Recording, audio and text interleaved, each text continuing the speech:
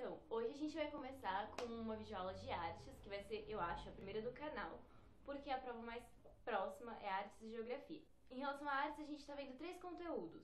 O movimento das artes e ofícios, o Arte Nouveau e a missão artística francesa no Brasil. Mas a gente vai separar os vídeos para melhorar um pouquinho. Primeiro a gente faz um pegado do contexto histórico para depois passar para as características artísticas mesmo do período. Vamos começar pela linha cronológica. O que vem antes de tudo isso? Antes de tudo isso vem o movimento das artes e ofícios. Para entender a época, você precisa saber o que estava acontecendo. Precisa saber que o período era o fim do século XIX, na segunda metade. Então, o que estava acontecendo? Revolução Industrial, a primeira Revolução Industrial, que interfere no modo de produção artesanal. Se você lembrar lá das aulas de história, o que vai ter? Que no modo de produção artesanal, antes, era tudo feito por uma pessoa só. Então, o artesão, ele detinha todo o processo de produção. Com a Revolução Industrial, isso muda, entram as indústrias e as fábricas. E o que acontece? Ao invés de uma pessoa deter todo esse controle, agora ele vai passar por vários outros. Então, se antes o artesão se preocupava muito com a questão estética do produto, agora isso não acontece mais. Eles levam muito mais em conta a funcionalidade do produto do que a questão de beleza. E aí vão criar vários movimentos que contrapõem isso. O Arte Nouveau vai ser o mais forte, mas ele é influenciado pelo movimento das artes e ofícios. E o que é esse movimento? Então, na segunda metade do século XIX, o governo britânico criou várias escolas de desenho. Essas escolas buscavam fazer o quê? Conciliar o design com a produção industrial. Eles queriam revalorizar esse projeto manual, ou seja, dar uma atenção extra para o trabalho artesanal que a Revolução Industrial acabou. Aí surgem vários filósofos para dar base para isso. Quem vão ser essas pessoas? O John Ruskin, que ele é um crítico de artes, ele vai ser professor nessas escolas, e William Morris. Ele vai pegar as ideias do Karl Marx, que era aquele do capitalismo, o Manifesto Comunista e outras coisas, que critica o capitalismo da época e fala que o proletariado é o homem que depois vai ser subjugado pela classe burguesa. Ele junta as ideias do John Ruskin, que é a de artes, com o do Karl Marx. E o que ele faz? Ele cria um movimento artístico para renovar esses produtos.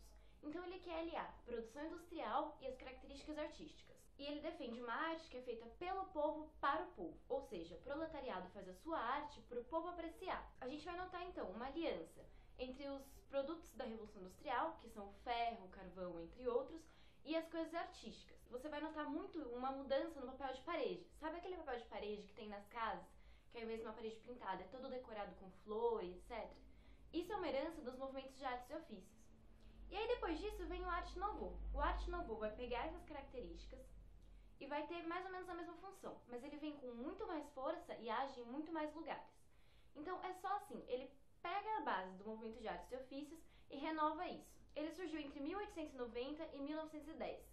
Século XIX e século XX, na virada, para conciliar produção industrial e valorização artística. Ele era essencialmente decorativo, ou seja, ele focava muito nos objetos para decoração. Por exemplo, você tem aquela jarra em casa, se fosse feito só nos padrões da Revolução Industrial, seria um negócio quadrado, sem forma.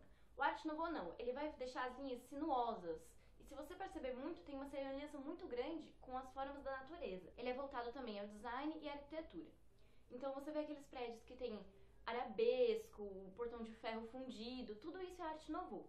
Se você olhar para os lados, assim, você vai andar nos lugares e vai perceber muito esses exemplos. Ele surgiu nessa virada do século e foi influenciado pelo movimento das artes e ofícios, que foi o que a gente já viu, que era aquele movimento que buscava conciliar o ofício com a arte. Ele tenta conciliar a produção industrial e artística. Ele vai pegar a produção do ferro, da Revolução Industrial, e incluir tudo isso na produção artística. Só que você não vai notar isso em pintura, você vai notar isso onde? Nos produtos, nas gravuras e na arquitetura, principalmente no design industrial. É importante ressaltar que o Arte Nouveau não é um movimento popular, ele não é feito do povo para o povo, que nem artes e ofícios. Ele fez uma produção elitista, então é uma coisa decorada, mas são aquelas produções limitadas, são só para as pessoas que têm condição de pagar. O avanço industrial, ele desvalorizou a produção artesanal, os produtos deixaram de pertencer a uma pessoa só. Mesma coisa, são todas as consequências da Revolução Industrial. Vão ter alguns artistas que eles acham que você tem que conciliar isso, porque eles veem que a arte está perdendo e eles têm medo de que o grotesco, falando grotesco assim, que é o simples e o muito objetivo, tome conta e permeie toda a sociedade. Aí eles procuram conciliar o seu conhecimento artístico com a indústria, fazendo uma união. O Arte Nouveau é todo sobre união, união de natureza e ferro, natureza e revolução industrial e arte e produção industrial. A união disso deu origem ao que a gente conhece como os elementos mais elitistas. Se você olhar as latas do Romero Brito no mercado, Romero Brito não é Arte Nouveau, por favor, né? Mas é a mesma coisa assim, é edição limitada. O Arte Nouveau sempre foi voltado para edição limitada. Ele não foi dominado pelas artes plásticas, então não tem escultura, pintura, nada disso. Como eu já disse, ele foca no design dos projetos, dos produtos. Agora vamos fazer um apanhado. A gente vai separar assim, Arte Nouveau é gravura, Arte Nouveau é arquitetura e Arte Nouveau no resto. Na Arte Nouveau e arquitetura, o que você vai perceber? Que ele afeta os prédios, trazendo para eles curvas sinuosas e inspirações da natureza. O que mais você vai perceber é natureza. Não que os artistas procurassem traduzir o sentimento que eles têm olhando a natureza para a arte, mas eles tentavam muito mais captar esse detalhe, que era muito mais importante do que traduzir um sentimento. A Arte Nouveau não é sobre sentimento.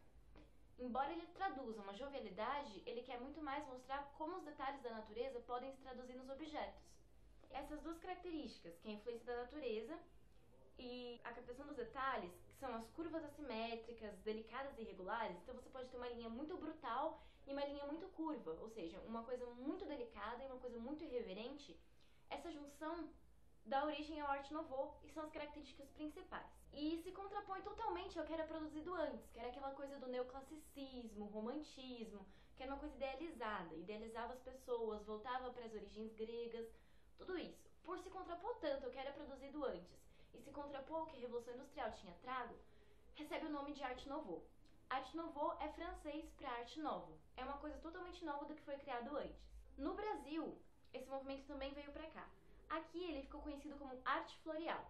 E você vai perceber principalmente uma influência disso em Belém e Manaus. E ele atingiu na Europa principalmente a Inglaterra. Começou lá, porque foi onde a Revolução Industrial começou, mas atingiu os outros países que ficaram mais desenvolvidos, que nem a França, a Bélgica e a Espanha. A Espanha não foi desenvolvida, mas teve participação. Aqui ele chegou nos primeiros anos da República e o nome era Arte Floreal. Teve influência também na arquitetura e nas artes gráficas, voltando sempre para as mesmas características.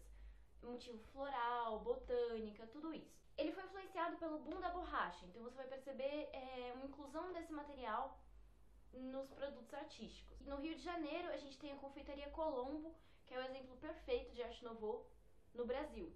Se você pegar, a Confeitaria Colombo tem esses arabescos, essas coisas assim, mais delicadas e voltadas para motivos florais e botânicos. Se você perceber também alguma influência do Japão quando você pesquisar Arte Nouveau, da arte nipônica, é normal. Eles usaram também essa arte nipônica, que aparecia muito em gravura, nesse movimento. O que aconteceu?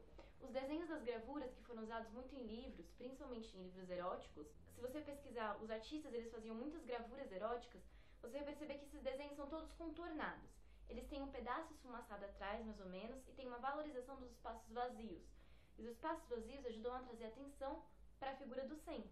A gente tem os principais representantes. Vocês com certeza já ouviram falar do Gustav Klimt, que ele é um artista do Arte Nouveau, e ele é conhecido pelas obras O Beijo e outras, e você vai perceber, principalmente no Beijo, que eles consideram a obra-prima dele, esses tons quentes, essa erotização, e se você olhar bem pra roupa da mulher, você vai perceber que toda ela é feita de florzinha. Isso é uma característica do Arte Nouveau. Esses tons de dourado, esses tons quentes, mas que tem um toque mate por trás, que tentam não se sobrepor muito um do outro, tudo isso é Arte Nouveau. E você vai perceber nas obras dele uma presença constante do corpo feminino e a erotização da obra. Ou seja, é uma obra muito sensual.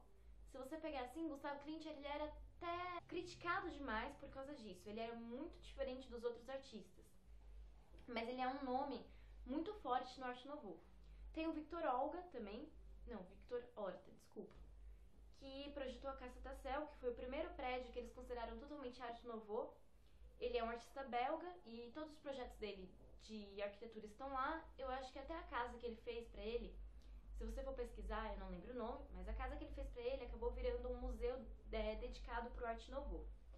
Ele era fortemente decorativista, ou seja, ele prestava muita atenção na decoração dos movimentos. E ele utilizou o ferro e o vidro, que são materiais que surgiram com a Revolução Industrial, pra gente mostrar essa união. E ele se inspirou nos elementos vegetais, ou seja, nas formas da natureza. Tem também o Émile Gadier, que era ceramista, decorador e artista do vidro, não tem muita obra dele. E tem um que é muito legal, que você vai notar, que é o Lalique. Ele desenhava joias.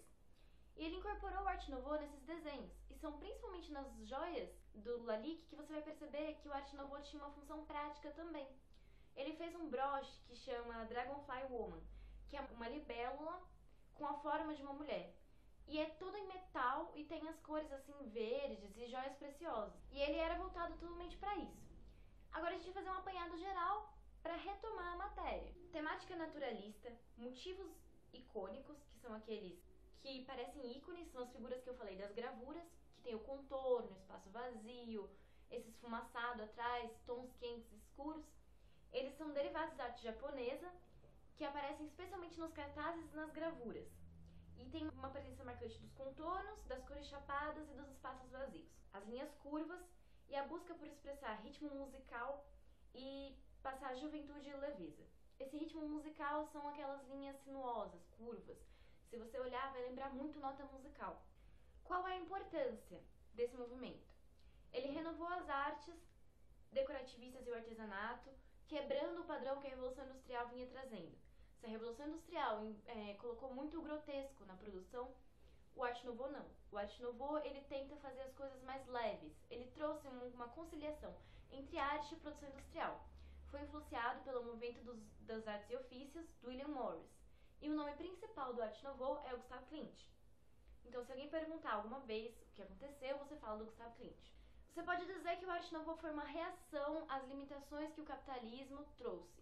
Ou seja, foi uma reação às limitações que a emergente sociedade industrial impunha para a arte.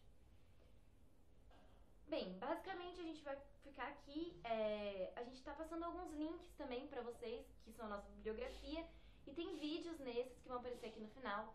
Se você gostou do canal, se inscreve e dá uma curtida aí. Se você tem dúvida, escreve aí embaixo também. Se você acha que tem coisa pra melhorar, escreve aí embaixo. Se eu falei rápido demais, desculpa. Veja o vídeo novamente. Mentira, não, mas tudo bem. E é isso aí. A gente agradece muito a sua atenção e até a próxima aula.